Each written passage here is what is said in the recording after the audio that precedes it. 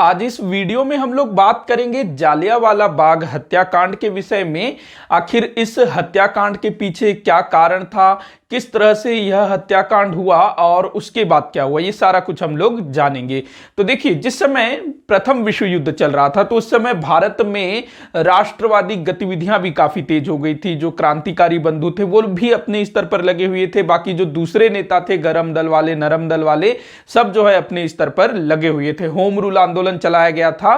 तो इस समय तक जो ब्रिटिश सरकार थी वो भारतीयों को कुछ थोड़े से अधिकार देकर के संतुष्ट करने के प्रयास में थी। साथ ही साथ ब्रिटिश सरकार नहीं चाहती थी कि जो भारतीय उग्र आंदोलन कर रहे हैं, क्रांतिकारी गतिविधियों में लिप्त हैं, वो आगे भी ऐसा जारी रहे। तो अंग्रेजों ने क्या किया, इस तरह की जो घटनाएं घटित हो रही थी, जो उग्र आंदोलन हो रहे थे, जो क्रांतिकारी घटनाएं हो रही थी, इनके पीछे क्या कारण है, इनको किस तरह से रोका जाए। तो इसके लिए ब्रिटिश सरकार के द्वारा एक कमेटी गठित की जाती है जिसको सेडिसन कमेटी का नाम दिया जाता है और इसके अध्यक्ष थे सर सिडनी रॉलेट।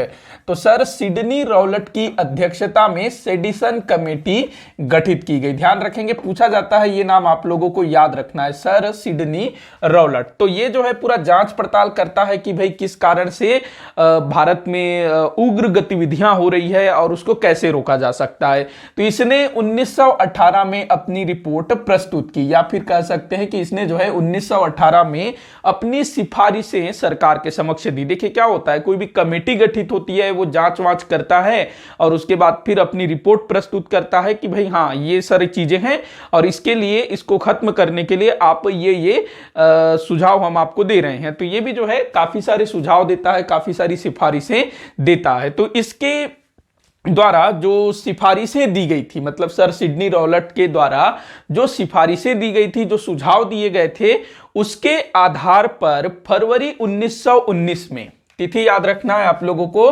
फरवरी 1919 में केंद्रीय विधानमंडल, जो केंद्रीय विधान परिषद था ना, तो उसी में केंद्रीय विधानमंडल भी लिख देता है कई बार, केंद्रीय विधान परिषद भी। तो फरवरी 1919 में सर सिडनी रॉलेट द्वारा जो भी सुझाव, जो भी सिफारिश दिए गए थे, उनके आधार पर एक अधिनियम पारित किया जाता है, एक एक्ट पारित किया जाता है। चूंकि इस एक्ट में जो भी प्रावधान किया गया है वो सर सिडनी रॉलेट के सिफारिशों पर है, मतलब इनके अनुसार है। तो इस कारण से इस एक्ट को रॉलेट एक्ट के नाम से भी जाना गया, जो फरवरी 1919 में पारित हुआ। तो इसको जो है सर रॉलेट एक्ट के नाम से भी इसको जाना गया, रॉलेट एक्ट 1919।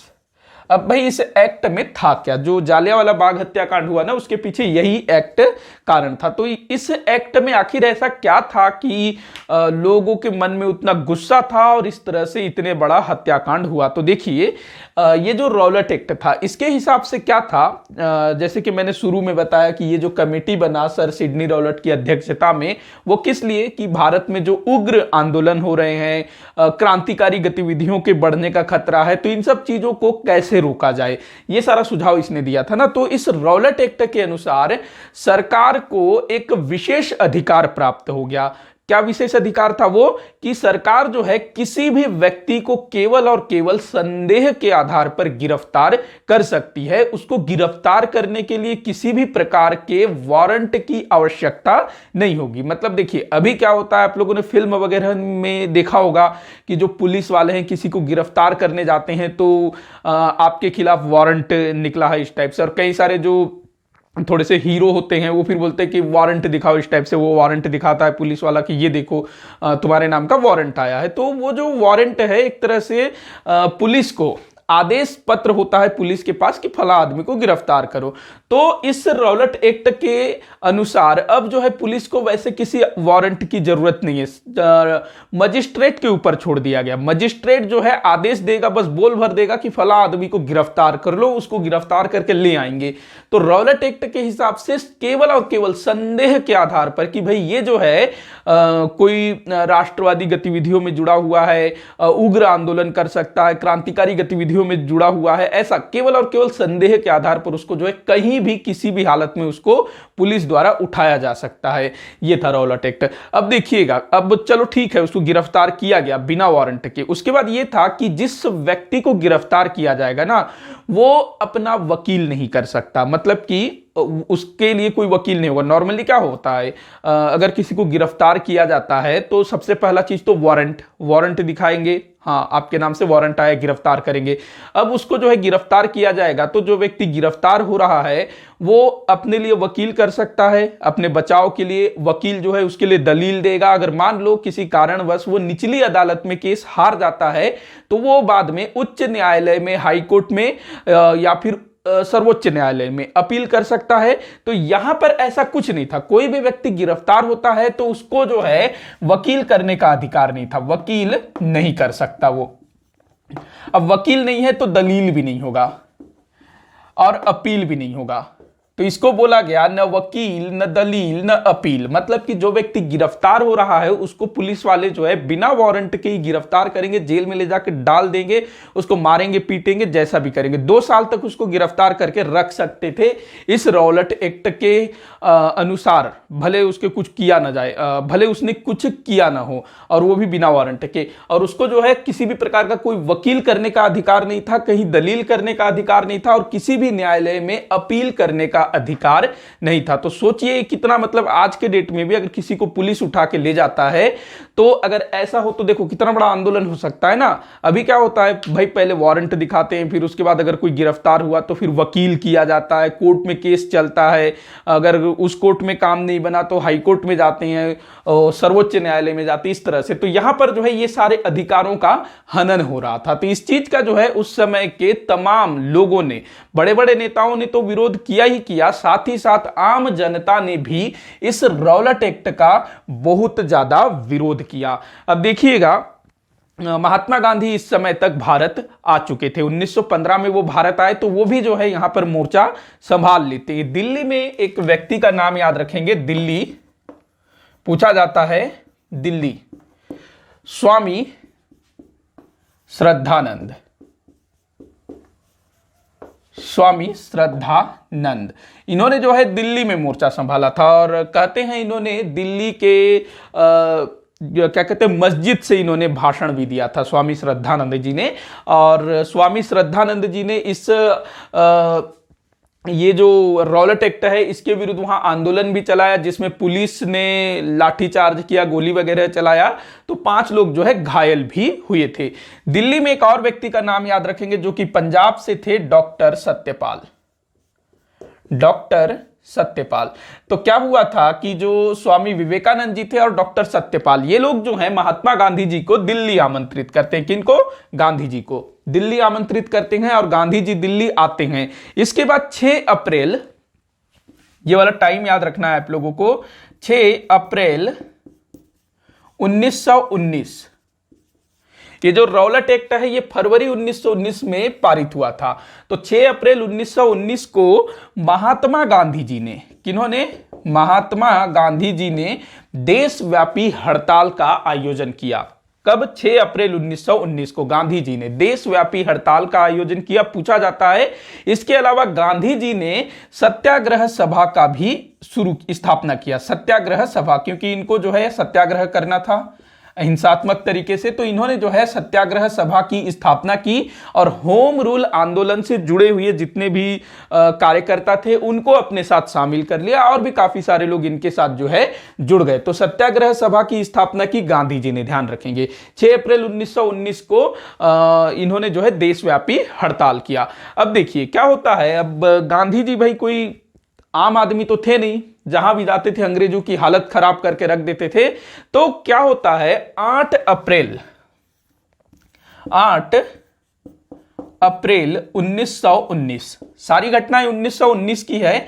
तो 8 अप्रैल 1919 को महात्मा गांधी जी को गिरफ्तार कर लिया जाता है। कब? 8 अप्रैल 1919 को गिरफ्तार करके इनको जो है बंबई भेज दिया जाता है, क्योंकि ये बंबई प्रांत के थे, गुजरात उस समय बंबई में आता था, तो इनको बंबई भेज दिया जाता है महात्मा गांधी जी को 8 अप्रैल 1919 को। और महात्मा गांधी सहित देश के दूसरे जितने भी बड़े बड़े नेता थे उस जमाने में, जो पंजाब से नहीं थे, उस समय पूरा जो पाकिस्तान का पंजाब हो गया, अभी का हरियाणा हो गया, ये सब जो है पंजाब प्रांत में ही आता था। दिल्ली का जो क्षेत्र है वो भी लगभग उसी में आता था।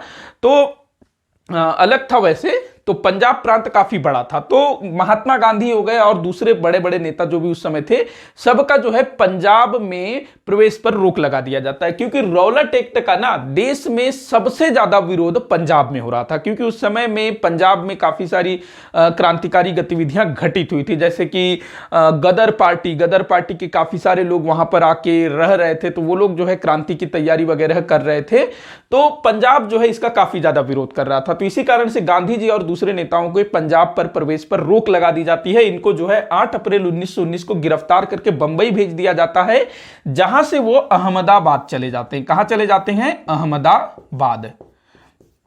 अगर आपसे पूछा जाए कि 13 अप्रैल 1919 जिस दिन जालियांवाला बाग हत्याकांड हुआ, उस दिन महात्मा गांधी कहां थे, तो वो अहमदाबाद में थे, क्योंकि उनको पंजाब में आने से रोक लगा दी गई थी। अब चूंकि देश के बड़े बड़े नेताओं को पंजाब आने पर रोक लगा दी गई है, तो अब जो पंजाब के जो स्थानीय नेता थे, जो वहां के लोकल नेता थे, उनके ऊपर सारी जिम्मेदारी आ गई। मतलब उन्हीं को ही मामला संभालना है, क्योंकि बाकी गांधी जी अपने जहां पर वो हैं वहां पर से वो विरोध करेंगे, दूसरे जगह पे जो नेता है वो वहां से विरोध करेंगे, और गांधी जी पंजाब छोड़ के कहीं भी जा सकते हैं। उस टाइम पे बड़े नेता के रूप में लगभग इनका नाम हो चुका था। तो पंजाब में स्थानीय नेताओं को ही सब कुछ संभालना था, और सबसे ज्यादा विरोध पंजाब में ही हो रहा था रौलट एक्ट का। तो दो नेताओं का नाम याद रखेंगे, एक तो ये हो गए आपके डॉक्टर सत्यपाल, चलिए लिखते हैं हम इस तरफ भी, डॉक्टर सत्यपाल, और डॉक्टर सैफुद्दीन किचलू। डॉक्टर सैफुद्दीन किचलू, ये जो दो नेता थे ये पंजाब में बड़े लोकप्रिय थे, और लोग जो हैं इनको काफी मानते थे, डॉक्टर सत्यपाल और डॉक्टर सैफुद्दीन किचलू को। तो इन दोनों ने रौलट एक्ट के विरुद्ध जो आंदोलन शुरू किया गया है उसका नेतृत्व किया पंजाब में। अब बड़े अच्छे तरीके से कर रहे थे, लेकिन इन दोनों नेताओं को जो है गिरफ्तार कर लिया जाता है ये रौलट एक्ट के आधार पर। तो दोनों जो है गिरफ्तार हो जाते हैं। ध्यान रखना है, पूछा गया है काफी बार, डॉक्टर सत्यपाल और डॉक्टर सैफुद्दीन किचलू दोनों गिरफ्तार हो जाते हैं। अब चूंकि पंजाब के ये काफी बड़े नेता थे, लोकप्रिय नेता थे वहां के, तो इनकी गिरफ्तारी का बहुत ज्यादा विरोध होता है। वहां की जनता जो है जुलूस निकालती है। अमृतसर स्वर्ण मंदिर है ना अमृतसर, तो वहां की जनता जो है जुलूस निकालती है डॉक्टर सत्यपाल और डॉक्टर सैफुद्दीन किचलू के गिरफ्तारी के विरोध में। अब ये जो जुलूस था पूर्णतः शांतिपूर्ण जुलूस था।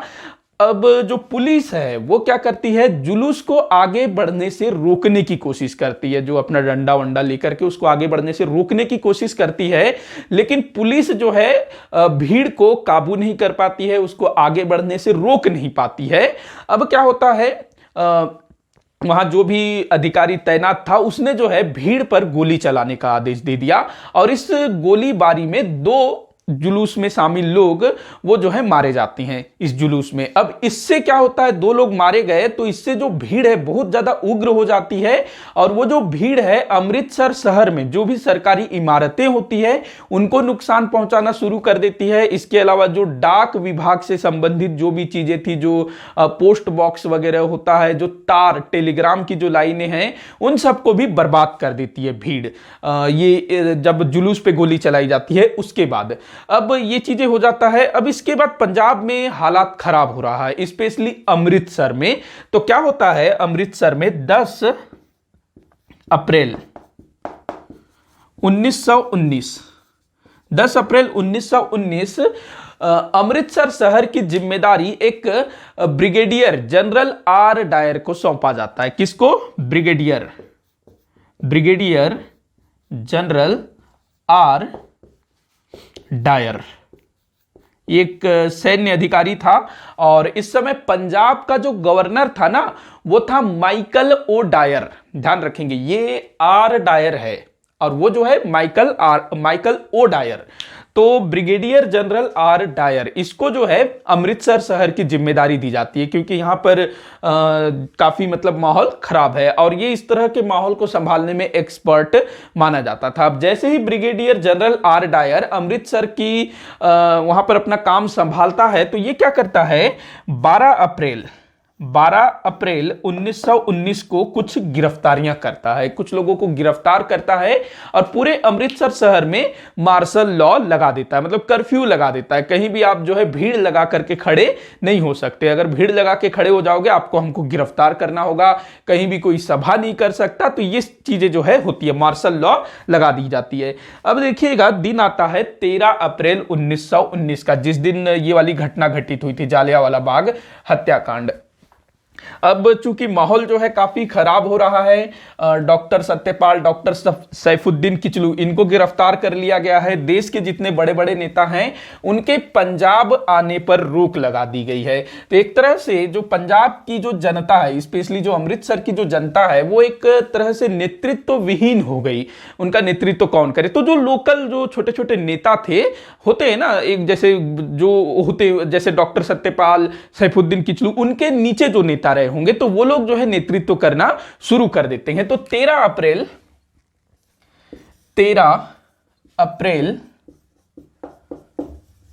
1919 इस दिन बैसाखी था, और पंजाब में जो बैसाखी है वो बहुत बड़ा त्योहार होता है वहां पर। जैसे नॉर्मली जैसे दीपावली हो गया, ये बड़ा त्योहार होता है, तो वैसे ही पंजाब में आप देखेंगे तो बैसाखी जो है बहुत बड़ा त्योहार होता है। इसको वहां पर बड़े ही धूमधाम से मनाया जाता है। अब 13 अप्रैल 1919 तो जो जनरल आर डायर है उसने जो है पूरा घोषणा कर दिया, मार्शल लॉ लागू कर दिया। इसके अलावा वो बोलता है कि कोई भी व्यक्ति जो है बिना पास के बाहर नहीं जा सकता और कोई बाहर से यहां नहीं आ सकता। तो ये घोषणा होता है शहर में। लेकिन चूंकि बैसाखी का दिन था और उस समय क्या होता था, अभी भी होता है, जो आसपास के जो लोग हैं, अमृतसर शहर के जो आसपास के लोग हैं, वो बैसाखी त्योहार वाला दिन है तो खुशियां मनाते हैं। तो इस दिन जो है काफी संख्या में लोग अमृतसर शहर में आते हैं। भाई वहां स्वर्ण मंदिर भी है तो वहां मत्था टेकने आते हैं। तो बाहर से भी काफी सारे लोग इस दिन शहर में आने लगे थे। आसपास के जो गांव के लोग थे वो भी जो है 13 अप्रैल 1919 के दिन अमृतसर शहर में आने लगे थे। उनको मालूम नहीं था कि भाई क्या हुआ है, मतलब उन्होंने सुन रखा होगा कि ऐसा कुछ छोटा मोटा घटना हुआ है, जुलूस निकाला गया, किसी नेता को गिरफ्तार किया गया। लेकिन जो जनरल आर डायर की जो घोषणा थी कि भाई मार्शल लॉ लगा दिया गया है, भाई उस समय व्हाट्सएप ऐसा कुछ होता नहीं था और गांव के लोग जो कि थोड़े से कम पढ़े लिखे होते हैं उनको उतना ज्यादा नॉलेज भी नहीं होता है। भाई बैसाखी का दिन है, जाएंगे अमृतसर में स्वर्ण मंदिर में मत्था टेकेंगे, इस टाइप से। तो काफी संख्या में लोग जो है शहर में जुटने लगे थे। तो शहर में थोड़ा सा जो है चहल पहल बढ़ना शुरू हो जाता है, भीड़ बढ़ना शुरू हो जाता है। अब इसी दिन चूंकि बैसाखी का भी दिन है और लोग जो है जुट रहे हैं, तो जो लोकल नेता होते हैं वो लोग तय करते हैं कि भाई हम लोग जो है एक छोटा सा सभा करते हैं जिसमें विचार विमर्श करेंगे कि आगे क्या करना है, और साथ ही साथ हमारे जो नेता को गिरफ्तार किया गया है उसके बारे में भी चर्चा करेंगे। तो स्थान चुना जाता है जालियांवाला बाग को, जालियांवाला बाग। अब ये जो जालियांवाला बाग है ये स्वर्ण मंदिर के निकट ही स्थित था, जालियांवाला बाग। अब जो जालियांवाला बाग की जो बनावट है, ये चारों तरफ जो है बड़ी बड़ी दीवारों से घिरा हुआ था, मतलब उन दीवारों को लांघना बड़ा मुश्किल था और उसमें प्रवेश करने के लिए एक संकरा रास्ता था। संकरा मतलब पतला सा, मान लो ऐसा कुछ, ये चारों तरफ से ऐसा बाग हो गया, ऐसा कुछ जो है घुसने का रास्ता, ये हो गया आपका रास्ता। इधर से आप जो है एंट्री लोगे और यहीं कहीं बीच में कुआं भी था और इस तरफ कहीं कहीं पर जो है घर वगैरह भी थे, बाकी इधर रोड वगैरह रहा होगा। और जो दीवारें हैं वो काफी ऊंची ऊंची थी। प्रवेश करने का केवल एक ही मार्ग था, वो भी संकरा। तो कुछ इस तरह का था। तो अब जो है लोग जुटने लगे कि भाई सभा वभा होगा शांतिपूर्वक, तो लोग जो है जुटना शुरू हो जाते हैं। सुबह से ही लोग जो है यहाँ पर जालियांवाला बाग में आना शुरू हो जाते हैं। इसके अलावा जो गांवों से, देहातों से जो लोग अमृतसर शहर में बैसाखी मनाने आए हुए थे वो भी जो है जालियांवाला बाग में आने लगते हैं। मतलब पास में ही कोई बगीचा है, बाग है, बड़ा सुंदर है, तो यहाँ भी लोग टहलने वहलने, अपने साथ जो खाना वगैरह लेके आते होंगे उसको खाने वाने के लिए भी आ जाते होंगे। तो वैसे ही जो है गांव गांव के लोग भी यहाँ बड़ा इकट्ठे होने लगे। अब जब उनको पता लगा कि भाई कोई सभा होने वाली है, चलो देखते हैं, आए हैं तो सभा को भी देख लेते इस टाइप से, तो लोग जो है यहाँ काफी संख्या में इकट्ठे हो गए। अलग अलग सोर्स जो है अलग अलग बताते, 20,000 25,000, फिर भी संख्या जो है बहुत बड़ी थी। मतलब 15 20 25,000 लोग वहां पर इकट्ठे हुए थे, क्योंकि अंग्रेज भी पूरी सच्चाई नहीं बताते हैं। तो इकट्ठे हुए। अब जो जनरल आर डायर है, जिसने पूरे शहर में मार्शल लॉ लगा रखा है, कर्फ्यू लगा रखा है, तो उसको पता चलता है कि शहर में भीड़ बढ़ रही है और स्पेशली लोग जो है जालियांवाला बाग में इकट्ठे हो रहे हैं। तो वो सवेरे ही ऑर्डर दे देता है कि ऐसा कोई भी सभा जो है नहीं होगा, और सभा होगा उसको अनुमति हम नहीं देंगे इस टाइप से। अब सभा जो है वहां चल रही होती है, शाम हो जाता है और शाम होते होते वहां काफी बड़ी भीड़ इकट्ठी हो जाती है। अब जो जनरल आर डायर भाई, अब उसने आदेश दिया है कि कहीं पर कोई मीटिंग नहीं कर सकता, सभा नहीं कर सकता, तो यहां पर जालियांवाला बाग में हजारों लोग इकट्ठा होकर के सभा कर रहे हैं। तो ये जो है जनरल आर डायर के आदेश की अवहेलना है, तो उसको बड़ा बेकार लगता है। तो वो जो है अपने आदमियों को तैयार करता है और पहुंच जाता है कहां, जालियांवाला बाग में। और जो रास्ता मैंने बताया ये कुछ इस तरह का रहा, ये ऐसा, ये जो सकरा रास्ता है, तो इधर से वो घुसता है और यहां पर जो है अपने आदमियों को खड़े कर देता है। और इस तरफ जो लोग हैं, पूरा जो भीड़ है इस तरफ इकट्ठी हुई है। अब जो सभा है वो बिल्कुल शांतिपूर्वक चल रही है। वहां तो कोई भाई लाठी डंडा, हाँ लाठी बुजुर्ग लोग रखे होंगे लाठी, बाकी किसी के पास कोई हथियार नहीं, किसी के पास कोई बंदूक नहीं, कुछ नहीं। लोग जो है शांतिपूर्वक बैठ के वहां पर सभा कर रहे हैं, उनके जो प्रिय नेता हैं, क्या किया जाएगा आगे, इस टाइप से। और यहां पर ऐसा नहीं है कि केवल मर्द ही थे, औरतें भी थी, बच्चे भी थे, बुजुर्ग भी थे। जैसे कि मैंने बताया बैसाखी का दिन था, लोग घूमने आए थे अमृतसर, तो वो भी जो है अपने पूरे परिवार के साथ, बाल बच्चे, बीवी बच्चे सब जो है यहां पर इकट्ठे हुए थे। अब ये जो आर डायर है यहां पर अपने सैनिकों को तैनात कर देता है। अब जो सभा में आए हुए लोग एक बार को तो थोड़ा सा डर जाते होंगे, क्योंकि भाई ऐसा तो है नहीं कि बिल्कुल वो कांग्रेस के कार्यकर्ता है, जो कि नॉर्मल महात्मा गांधी जी जब असहयोग आंदोलन, सविनय अवज्ञा आंदोलन चलाते, उसके बाद एक समय के बाद नॉर्मल हो गया था ये सारी चीजें, ऐसी सभा मीटिंग वगैरह। तो इससे पहले भी ऐसी सभाएं हुई थी, तो लोगों ने बोला घबराने की जरूरत नहीं है, जो उसमें नेता वगैरह रहे होंगे, घबराने की जरूरत नहीं है, हम लोग यहाँ मीटिंग कर रहे हैं, तो पुलिस बस देखने आई होगी कि हम लोग कोई उग्र आंदोलन तो नहीं कर रहे हैं, कुछ गड़बड़ी तो नहीं कर रहे, बस वही देखने आई है, हम लोग शांतिपूर्वक मीटिंग कर रहे हैं, वो कुछ नहीं करेगी, इस टाइप से नेता समझाए होंगे।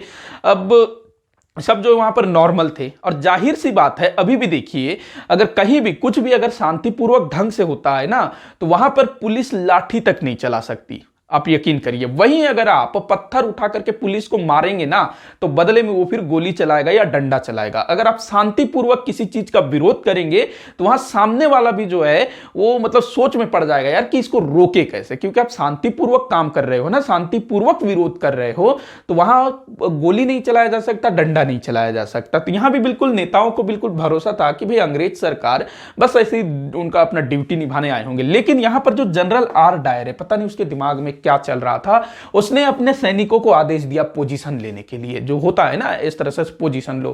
तो भीड़ देख के थोड़ा सा बोले होंगे भाई ये हम लोगों को डराने के लिए कर रहे हैं, लेकिन जो जनरल आर डायर है वो फायरिंग का आदेश दे देता है, फायर करो, और धड़ाधड़ फायर होना शुरू हो जाता है। सोचिए चारों तरफ ऊंची ऊंची दीवारें हैं, जाने का केवल एक रास्ता, अगर कोई इस तरफ से भागने की कोशिश करेगा गोली खा के मर जाएगा। तो यहां पर पूरा खड़े हैं सैनिक और यहां से फायर किए जा रहे हैं, दनादन गोलियां चल रही है। तो सोचिए कितने लोग वहां मरे होंगे। अंग्रेज बोलते हैं मात्र 379 लोग मरे, जो ब्रिटिश सरकार है वो बोलती है मात्र 379 लोग मरे। लेकिन जो काफी सारे लोगों ने जो है अपने स्तर पर जांच किया, वहां से लोगों से बातें की, तो पता चला कि 1000 लोग मरे, कहीं इससे ज्यादा भी बताते हैं। लेकिन जो अंग्रेज सरकार है वो 379 बताती है, अंग्रेज सरकार का डाटा है। मतलब कि अभी भी ये पक्का नहीं है कि जालियांवाला बाग हत्याकांड में कितने लोग मरे, लेकिन यकीनन उसमें 1000 से तो भाई ज्यादा लोग मरे होंगे, क्योंकि उस दिन अमृतसर और उसके आसपास के लोग, ऐसा कोई लोग नहीं थे जिसके यहां पर कोई ना कोई मरा ना हो। तो यहां पर गोलियां तब तक चलती रही जब तक गोलियां खत्म ना हो गई हो। उसके बाद गोली खत्म हो गया, जनरल आर डायर ने अपने सैनिकों को बोला चलो वापस, तो ये लोग चल दिए। उसके बाद फिर ये मामला, तो ये था आपका जालियांवाला बाग हत्याकांड। तो यहां पर ये ध्यान रखना कि अंग्रेज सरकार ने बोला 379 लोग मरे और 1200 घायल हुए, 1200 घायल हुए। और जो उस समय जो अपने हिसाब से जो किए कांग्रेस वगैरह, तो उन्होंने बोला कि लगभग 1000 लोग मरे होंगे और 3000 लोग घायल हुए। आज भी आप जालियांवाला बाग जाएंगे ना अमृतसर में, तो यहाँ की दीवारों पर गोलियों के निशान आपको देखने को मिलेगा। और कहते हैं यहाँ पर एक कुआं भी था, तो काफी सारे लोग जो है उस कुएं में कूद पड़े अपनी जान बचाने के लिए।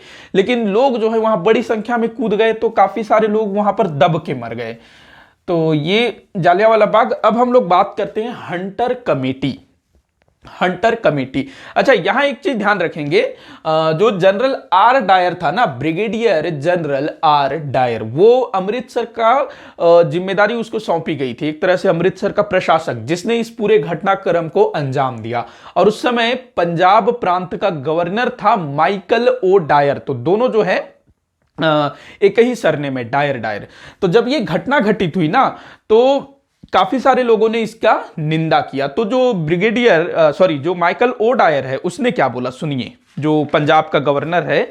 तो माइकल ओ डायर ने बोला कि तुम्हारी कार्यवाही ठीक है और गवर्नर इसे स्वीकार करता है। कौन बोल रहा है? ये पंजाब का गवर्नर, कि तुम्हारी कार्यवाही ठीक है, गवर्नर इसे स्वीकार करता है। जो मॉन्टेग्यू था ना, जिसने जो भारत सचिव था उस समय, उसने भी एक बार को इसके कार्यों की निंदा की। हालांकि बाद में उसने प्रशंसा भी की, मतलब प्रशंसा वैसे नहीं की, मतलब बचाने की कोशिश की, लिपापोती करने की कोशिश की। लेकिन पहला जो उसका कमिटमेंट आया था कि भाई ये मतलब एक तरह से मतलब बेकार, उसने बोला कि भाई ऐसा नहीं होना चाहिए था। तो ये था। इस बार देखिएगा एक व्यक्ति का नाम आता है हंसराज। हंसराज, कहते हैं ये जो हंसराज था ना, इसने आर डायर का साथ दिया था। ये भारतीय था जिसने आर डायर का साथ दिया था। तो ये भी आपसे पूछा जा सकता है। दो नाम आप लोगों को याद रखना है जो अक्सर पूछा जाता है, शंकर नायर। शंकर नायर कौन थे भाई? शंकर नायर। शंकर नायर उस समय वायसराय के कार्यकारिणी परिषद में भारतीय सदस्य हुआ करते थे। शंकर नायर जो गवर्नर जनरल की कार्यकारिणी परिषद, बाद में फिर वायसराय की कार्यकारिणी परिषद, उसमें फिर बाद में भारतीयों को भी सम्मिलित किया जाने लगा। तो शंकर नायर उस समय जो है वायसराय के कार्यकारिणी परिषद के सदस्य थे। तो ये जो है वायसराय की कार्यकारिणी परिषद से इस्तीफा दे देते। तो पूछा जाता है, ये ध्यान में आपको रखना है। रविंद्रनाथ टैगोर। रविंद्र नाथ टैगोर, जिनको 1913 में साहित्य के क्षेत्र का नोबेल पुरस्कार प्राप्त हुआ था। इनकी रचना थी ना गीतांजलि, पढ़िएगा, बहुत अच्छी रचना है। तो उसके लिए इनको जो है साहित्य का नोबेल पुरस्कार मिला, भारत का पहले नोबेल पुरस्कार विजेता। तो इनको जो है ब्रिटिश सरकार द्वारा नाइट वुड की उपाधि दी गई थी। Night would. तो इन्होंने जो है नाइटवुड की उपाधि को त्याग दिया इस घटना के बाद। तो आपसे पूछा जाता है कि रविंद्रनाथ टैगोर ने किस घटना के बाद नाइटवुड की उपाधि त्याग दी? तो इस जालियांवाला बाग हत्याकांड के बाद। और शंकर नायर ने अपना जो परिषद है, वायसराय की कार्यकारिणी परिषद, उससे जो है इस्तीफा दे दिया। अब चूंकि भाई ये जो घटना थी बहुत बड़ी घटना थी, और जो घटना को अंजाम देने वाला व्यक्ति था उसको बिल्कुल भी कोई मतलब वो नहीं था कि उसने गलत किया। अब चूंकि चारों तरफ से आवाज उठने लगी थी, तो अंग्रेज क्या करते हैं, इस हत्याकांड के लिए, इस हत्याकांड की जांच करने के लिए कमेटी गठित की जाती है, हंटर कमेटी। Hunter committee. इस कमेटी का अध्यक्ष था हंटर, लॉर्ड हंटर। और ये जो कमेटी है इसमें टोटल 8 सदस्य थे। कितने सदस्य थे? 8 सदस्य। और इन 8 सदस्यों में ना 3 जो है भारतीय थे। 3 सदस्य भारतीय थे, जिनके नाम अक्सर पूछे जाते हैं। उनका नाम आप लोगों को याद रखना है। 3 भारतीय सदस्य। पहला नाम है सर चिमन चितलवाड़, सीतलवाड़। सर चिमन सीतलवाड़। सीतलवाड़।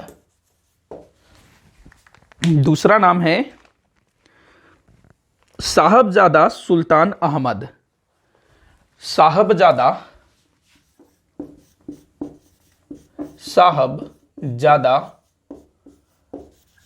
सुल्तान अहमद। मैं अपना मार्कर चेंज कर लेता हूं।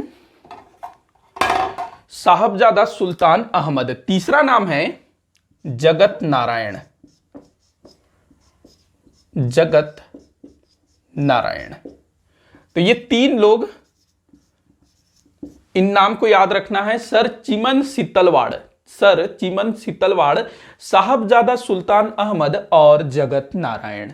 ये तीनों जो हैं हंटर कमेटी, जो कि ब्रिटिश सरकार द्वारा स्थापित की गई थी इस जालियांवाला बाग हत्याकांड को जांचने के लिए। अब ये जो हंटर कमेटी थी ना, इसने अपनी रिपोर्ट प्रस्तुत की अक्टूबर 1919 में। अक्टूबर 1919 में इस हंटर कमेटी ने अपनी रिपोर्ट प्रस्तुत की, और इसने जो रिपोर्ट दी ना, उसमें लीपापोती करने की कोशिश की गई। मतलब जो दोषी थे, बेदोषी कौन था? जो वायसराय बोल रहा हूं, वैसे वायसराय भी दोषी था अगर देखा जाए तो। अगर ऐसी घटना होती है इतनी बड़ी संख्या में, तो भाई पूरा सरकार गिर जानी चाहिए ना। तो जो आर डायर था, ब्रिगेडियर जनरल आर डायर, वो दोषी था। उसके अलावा जो गवर्नर था, उसने स्वीकारा ना कि भाई तुम्हारा जो कार्य है वो ठीक है, गवर्नर इसको स्वीकार करता है, इस टाइप से। तो जो दोषी थे उनको बचाने की कोशिश की गई। अब इसमें जो पंजाब का गवर्नर था माइकल ओ डायर, उसको जो है पूरी तरह से निर्दोष साबित किया गया। मतलब उसका जो है इस घटना से कोई लेना देना नहीं है। सारा जो दोष है आर डायर के ऊपर थोप दिया गया। मतलब कि ये इसने जो है ये पूरा कांड किया है, आर डायर। और इसको क्या सजा दिया गया? सिर्फ इसको नौकरी से निकाला गया।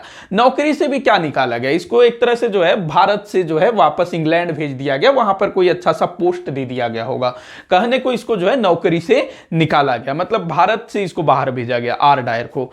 किसी प्रकार की कोई इसको जेल नहीं हुई, कोई सजा नहीं हुई, कुछ नहीं हुआ इसको। बस कहने को इसको नौकरी से निकाल दिया गया। इंग्लैंड चला गया ये वापस।